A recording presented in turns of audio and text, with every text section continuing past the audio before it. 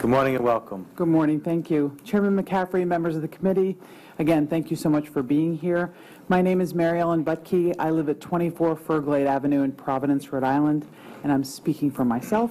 I'm here to support SB 38. I could speak from many different perspectives tonight, as an educator, a social worker, a partner, or an advocate. But the role I'm going to choose to speak from tonight is as a mom.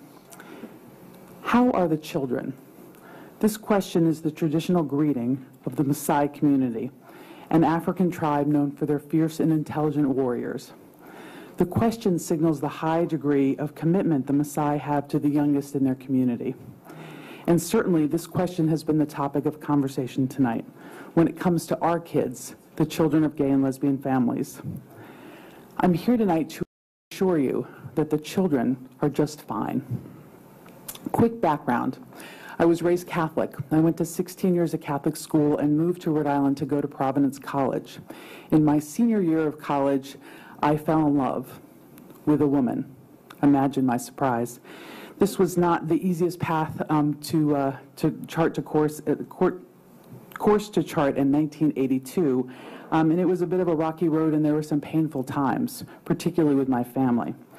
And I remember being in this very building in the 1980s, fighting for the rights of gay, lesbian, bisexual, and transgender folks, just basic human rights. And I wept at the vitriol that I heard and the hatred that I heard in these halls. And I was very naive at the time and had no idea that this is what people thought. And so, Senator Archambault, I appreciate you stopping people today and just talking about the judgment, because it's very painful to hear. And I'm surprised to still be hearing it in 2013, so I appreciate your comments tonight. Thank you. Through it all, I always knew that I would be a mom. Having been adopted myself through Catholic Charities, I always knew that I would adopt. And in 1995, I got that opportunity when I met a little girl in foster care. She was 18 months old and the wildest child I'd ever seen in my life, but she was mine. And so within 4 months, she came to live with me, first as a foster child, and then later I adopted her. School wasn't always easy for her, and she struggled, moved from school to school, had learning challenges. But she had a village around her of educators, family, aunties and uncles, godmothers, and she was finally succeeded. She's a senior now and was just accepted early action at UMass Amherst.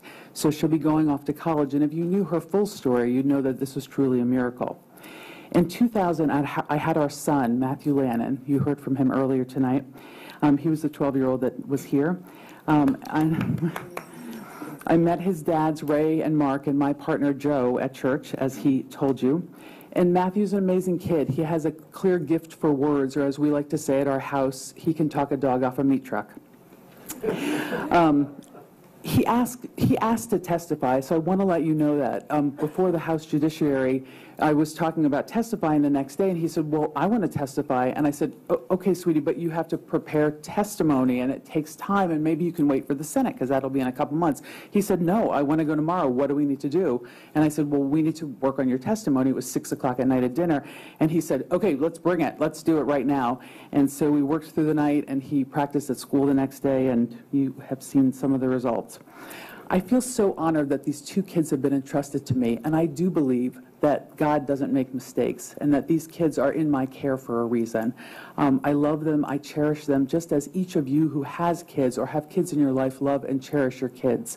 And I am a fierce mom, I'm a fierce mother bear, and I want the exact same thing for my kids that I know each of you want for your kids, to love them, to protect them, and to create a family that has meaning and that is acknowledged by our state. So as you process all the testimony that you've heard tonight and you ask yourself, how are the children? I want you to hear loud and clear that our children are just fine. Thank you so much. Are there any questions or comments? Thank you.